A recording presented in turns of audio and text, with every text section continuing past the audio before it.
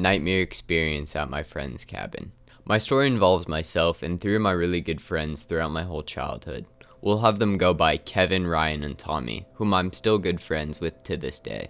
I could not write this story to you without their help, consent, and experiences as well. The story you're about to read is true and not made up in any way, regardless of whether or not we had been seeing things that night. The reality is we had experienced something very horrifying that one night at my friend Kevin's cabin. We thought long and hard about actually sharing it or not, afraid of being ridiculed, but we were ready to share with the community. One of my friends had actually suffered a nervous breakdown after the incident and needed counseling. Regardless, I would like you to know, I've always been skeptic on the paranormal and find it very hard to believe in many aspects, but I love to watch, listen, and read on it simply because I always love to have an open mind in life. Now, finally on with the story. During the midsummer, usually around the middle of July, me and a couple of my good friends who I'd already mentioned, all the way throughout my childhood, always made time to go up to my one family's friend's cabin all the way up north in the forest in Minnesota. It was located on Vermilion Lake. Throughout all the years, we would always go accompanied by my friend's dad, Kevin's dad, and sometimes a few of our dads as well. Once we were juniors in high school, we felt mature enough to go to the cabin on our own,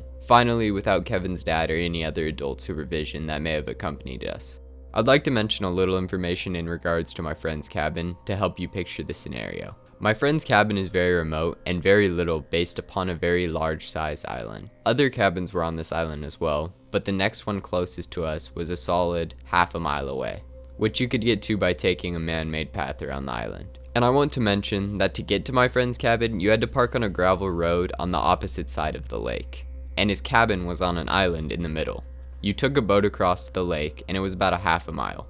My mind had always had a tendency to run around when sleeping there at night, throughout all my years, for it was all one level, with only 2 bedrooms next to one another, a kitchen and a living room connected, and then a bathroom at the end of the cabin. And where you slept in the cabin, there was always at least one window in each room, with no curtains at all, so it was very easy to see outside into the woods. My mind would run wild as I always thought someone was peering in. Of course, nobody ever was. I'd been to this cabin a dozen times throughout my life, and nothing ever happened. And the older I got, the easier it was to sleep there.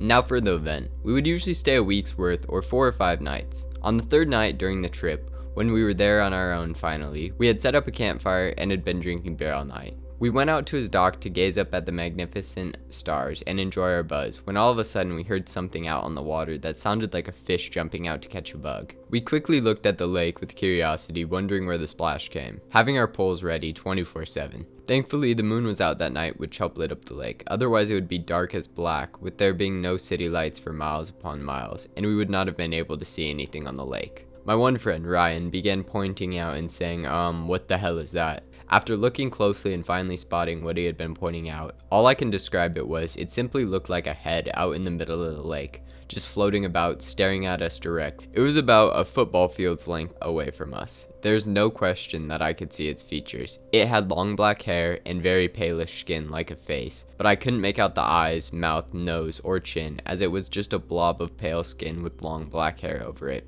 I'll never forget the feeling that came over me. The hairs on my legs, neck, arms all stood up, and I was paralyzed on the inside, ready to leave that moment. But we told ourselves it was just a loon, as these birds are very popular night drifters on the lake, and do their hunting late. They also have black with white colors on their coats, and they hunt by diving deep into the water, holding their breaths up to minutes sometimes. So it was possible that a loon all of a sudden had popped up in the water, after hunting a bit, or at least we tried to talk ourselves into that scenario. All of us having the creeps and noticing it wasn't moving one bit, just treading water in the same place. We went back to our campfire, lit it even brighter, and went back into the cabin to drink more. I'd like to mention that there's a staircase outside of my friend's cabin, about 8 stairs in length, down the bottom where the fire pit was and the dock.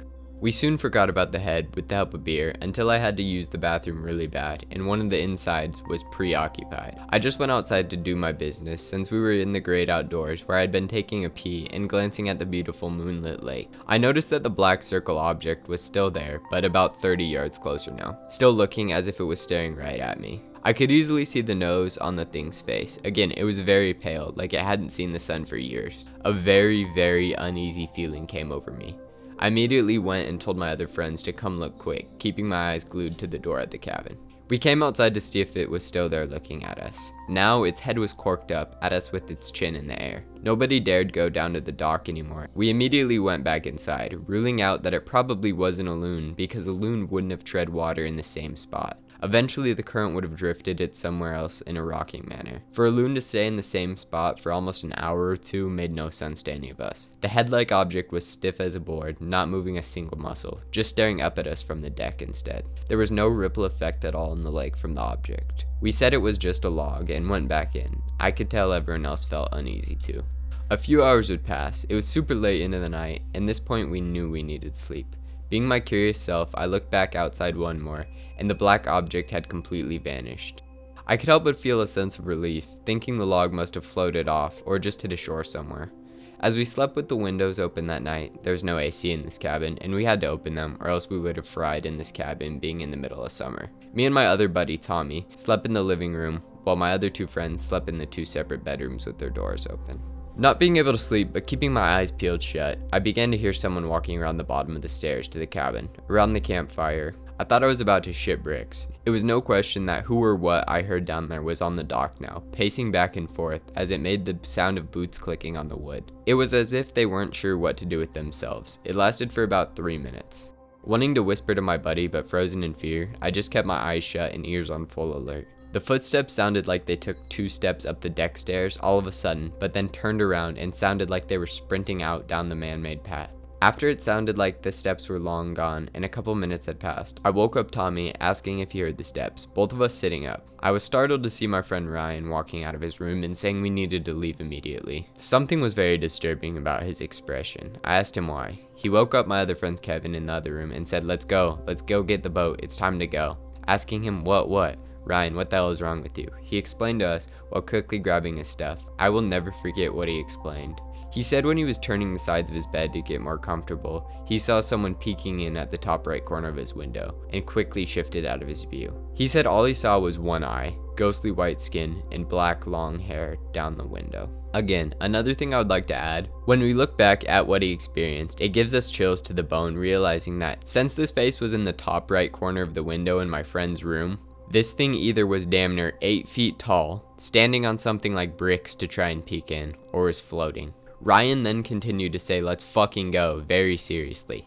Absolutely disturbed out of my mind and feeling like I was gonna be sick, and telling them what my friend and I heard in the living room, we all agreed and packed our stuff and booked it, not cleaning the cabin or anything. We locked up, and as we headed down the stairs, we saw bare footprints in the dirt heading off into the path and all around the cabin. We grabbed our stuff, getting into the boat, not knowing what was watching us or around us. Untied it and sped off. I didn't even think about the head in the water anymore, or just a look in the water, thank God. My eyes were just glued to the island, trying to spot anything moving, but I saw nothing. When we had finally gotten our stuff packed in the car and boat tied up, we hopped in the car and took off. We had been driving about 10 miles, and out of the blue, Ryan, who said he saw the person outside his window, all of a sudden broke down in the car saying, "What was it, guys? What did I see?" We called to tell our parents what had happened on the way back and that Ryan was freaking out, and they told us just to get home safely and quickly. It was late, about 4 or 5 in the morning, but no one slept and it was a very quiet ride home. My friend's dad, who owns the cabin, went up there the following weekend and said he experienced nothing while there, but did mention the bare footprints were still lingering about, which he thought odd because someone was walking around his property. But he did mention the bare footprints were still lingering. Around, which he thought was odd because someone was walking around his cabin, which bugged him badly. Whatever one of my friends saw in the window really hit him hard. After his breakdown, he had trouble sleeping multiple nights and ended having to seek out some help for a couple weeks and hop on some sleeping medicine. As time went, he ended up being fine, but isn't comfortable sleeping next to a window without a curtain. I, to this day, can still not explain what happened and why it seemed to happen to us. I cannot explain what I saw in the lake and what Ryan specifically saw. Nothing has ever happened at this cabin since that night, so we were told from my friend's dad, who owns it. I personally have never decided to go back to the cabin, which really makes me sad because I had great childhood memories there. Tommy and Kevin have both gone back and been fine, but Ryan refuses to go back, and I'm with him. A lot of people have cabins on this island, so it could have been a prank in the makings that had been busted when Ryan saw. I'll never be able to explain what was floating on the lake, but this incident, along with the bare feet and someone looking in at Ryan, all happened in the same night. It seems like much more than just a coincidence. My grandpa encountered a wild man while ice skating as a child in rural Idaho. My grandpa was born in the last years of the 19th century and spent his entire life living in rural Idaho. He had tons of old cowboy stories he used to tell us grandkids. Most of them were funny, some were cautionary, but a few were downright creepy. When my grandpa was 6 years old, he was along with his older brother and a gang of kids from a nearby farm. They decided to go ice skating for the day. At that time, my great-grandpa was working as a ranch hand, and the family lived near Chesterfield, Idaho, which is now mostly a ghost town. It was a bright and sunny January day in 1902, and though the temperature was low, the sun kept things somewhat warm. They had hitched sleighs to their horses and headed down to the Pony-If River to ice skate. There was 8 kids altogether, and they were excited to show off their new skates from Christmas, along with my grandpa and his brother. There were the 3 Robinson kids, Tommy Bayer, and the twins. The best spot to skate was next to the twins' ranch. The river was broad and shallow, so the ice tended to be thicker, and if they did fall, they would just get their legs wet. The kids spent a couple hours skating when a loud scream came from a willow bush on the riverbank opposite them. The kids could only watch as a giant man, covered head to toe in thick black fur, came lumbering out of the bushes. It was carrying a large tree branch and was screaming in rage at the kids. They fled towards the sleighs, trying to scramble up the riverbank in their skates. My grandpa, being the youngest, was at the back of the rush. He couldn't get a good foothold because the skates fell back towards the ice. The giant was now crossing the river towards them, screaming and swinging his branch. My grandpa was sure this creature was going to eat him. As my grandpa tells it, Lady Luck smiled down upon me that day on the river, because as the giant was midway across the river, the ice gave out. It only submerged it to its shins, but that slowed it down considerably as it tried to get back on top of the ice. This gave my grandpa's brother enough time to jump down and cut the laces off my grandpa's skates. They left the skates and dashed up the riverbank and jumped into the sleigh. As they looked back, the giant man was cresting the riverbank. To their relief, it didn't chase the sleighs. It just stood there hollering at the kids, swinging his tree branch. The kids were able to make it back to the ranch, where they told their encounter to the twins' grandfather. Word spread quickly in the tiny farming community, and soon a posse was formed to hunt down the beast. Where the kids had been skating, there was found footprints almost 2 feet in length. My grandpa's skates were found near the track. They had both been bent in half like horseshoes. The tracks headed west into nearby mountains. The posse followed them as far as they could, but deep snow prevented their travel any further. The creature was never sighted again in that area. This story captivated the small community, and soon word traveled across the country of the Idaho wildman. Here's a newspaper article I'll put on screen. That spring, my great-grandpa decided to buy a ranch in the Little Lost River Valley, farther north in Idaho. My grandpa had many other weird and creepy backwoods stories, but he always said this encounter frightened him the most. He was sure he would have been killed if that giant hadn't broke through the ice and given his brother a chance to cut his laces. Weird creature in the South Carolina mountains. This took place last year at the beginning of summer. I was with my mom, headed down to my Nana's farm to visit for a weekend. For some context, she lives on a farm way back in the country, right at the foot of a mountain in rural South Carolina. It's a very secluded area, so the roads are badly maintained and barely wide enough for 2 cars to pass one another.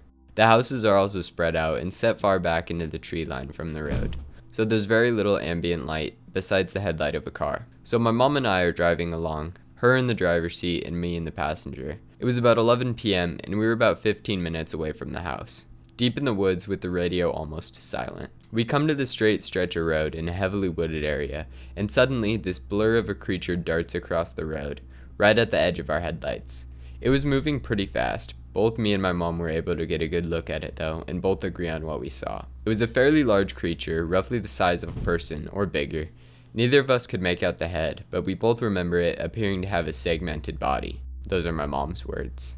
The reflection of light made it hard for me to tell its color, but my mom said she remembered it to be dark, but she didn't see any fur or hair. It had long limbs, and as it moved across the road, it didn't run the way a dog or horse would with all 4s. The best word to describe it would be using its 2 legs to run and its front limbs to pull itself along, and it was moving considerably fast. We both said something along the lines of, "What the hell is that?" As we got up to where it had crossed, I turned to look at it, just as it reached the other side of the road and had gotten out of our headlights, and I swear on my life, it stood up and ran. Not like a dog rearing on its hind legs. It was definitely running on its hind legs. I immediately yelled that it had stood up, and we both started getting nervous. I honestly would have thought I was going insane had I not had another person in the car with me. My mom has always been a pretty level-headed person and not superstitious, but she was very nervous and made me agree to not tell my Nana about it to avoid scaring her, which made me realize how serious this was. I should also mention there had apparently been a series of attacks on livestock and horses in the area around this time. People were saying that they found wire fences ripped through with their animals attacked. I don't think any died, but if I remember correctly, there were a few horses that were severely wounded. There have been a few other strange instances in the area, but that was my own personal experience. Army Ranger and Deafening Silence of Dread. I'm a former long-time airborne ranger, having served for many years in Washington State. After my service, I was a Forest Service firefighter and disaster response contractor. Suffice to say, I'm a very experienced outdoorsman and professionally trained. In 2009, I was hiking in the Weyerhaeuser Forest Reserve near Offwood Lake in western Washington State. The preserve was adjacent to the home of my buddy's father, and before setting off into the lumber preserve, his father had implored for me not to go hiking there alone, saying it was a very dangerous area, a very frightening area. He had lived there for 30 years and refused to ever let his kids step foot into the forest. Being a young, confident ranger, I laughed off his superstition and headed out into the virgin forest. It was an unusually hot and humid day in the late spring. I was armed with a Glock 19 pistol, feeling very capable and competent. I'd made about 3 miles into the forest and came to a massive bowl section, a perfectly manicured pine forest with no undergrowth, just tan spruce pine needles bed as far as the eye could see. It looked like I was stepping down into a forest bowl the size of a modern football stadium. I got about halfway down the bowl and literally every sound in the forest became totally deafening silent. All in an instant. It was as though I had stepped into a soundproof studio room in one step. No bugs, no wind, no ambient sound, nothing. By this time, I'd been to combat twice and graduated ranger school and was a pretty salty individual. I'm not ashamed to admit that. But I was overcome with a feeling of fear, dread, deep guttural, paralyzing fear. I gathered myself together and turned around and practically ran the entire way back. I got in my truck and left and never went back. I've spent years thinking about what happened in those woods. To this day I have no answers. I was completely sober, fully aware of my surroundings, and in good spirits and health at the time of the incident, with no mental, physical, or psychological issues. I cannot say what this incident was caused by, but I've never been so deeply in fear in my life. Even thinking about it now, over a decade later, makes me feel uneasy, as though whatever was in that forest is still there. I swear this on my scroll to be true. Once upon the backwoods. So, there's a park in Tucker, Georgia called John's Homestead. What it actually is an old vacant farmhouse that sits awkwardly in disarray alongside a busy highway. Some 100-year-old homestead donated to the county to build a park and trail system over a few good acres. Although the adjacent highway is often busy, this particular patch could almost pass as the rural backroad it once was. The homestead, 2 churches established a century ago, old cemeteries, and a few acres of woods in between bustling urban communities. To be honest, I don't much remember the history of this place, aside from the landowner being named John Johns, and an old picture of him didn't look too happy. The entire property creeps me out though. I only went a handful of times, not too far down the trail from the parking area, which is maybe a quarter mile from the homestead. I suddenly felt like I was being watched. It suddenly got quiet. I still made it to the old house, then circled back around. I stopped another time and had the same creepy feeling the whole time. And I'm telling you, you feel so far off the road and into the woods, despite having the highway running virtually right beside you the entire time. So I told myself I wasn't going back. But I did one more time. I really wanted to take a stroll before dark, and I was running late coming home, so I pulled over to John's homestead. I don't remember it feeling too weird on the trail. Maybe it was the heavier evening traffic I could easily hear through the trees. Maybe it was the 2 middle-aged women on a blanket near the small stream, sipping wine. That was the only time I had ever encountered others on the small trail. But the walk to the house was fine. I get to the house, walking around it, noticing how pitch black it seems inside despite the apparent lack and complete of intact boarding on the doors and windows. It's got a chain link around it since it was deemed structurally unsafe. Very suddenly, I realize it's about to get dark and that feeling starts creeping on me, so I swiftly walk back towards the trail. I'm just a few steps back into the wooded area when I hear a loud thud. Something big hit the ground. My brain is trying to convince me that it was a tree limb, but I immediately realize there were no snaps or cracks. I look around for just a few seconds, but briskly walk back out of my way to get to my car as fast as I can. And it's getting too dark to see. I don't think much of it until I read a few days later that human remains were found just a few feet away from where I was standing when I heard the noise. Other than a body found, the county never released an identity or any more details, and this was over a year ago. So maybe this little spot in Tucker isn't exactly backwoods now, but something there feels off. Why did this one small stretch of woods never get developed?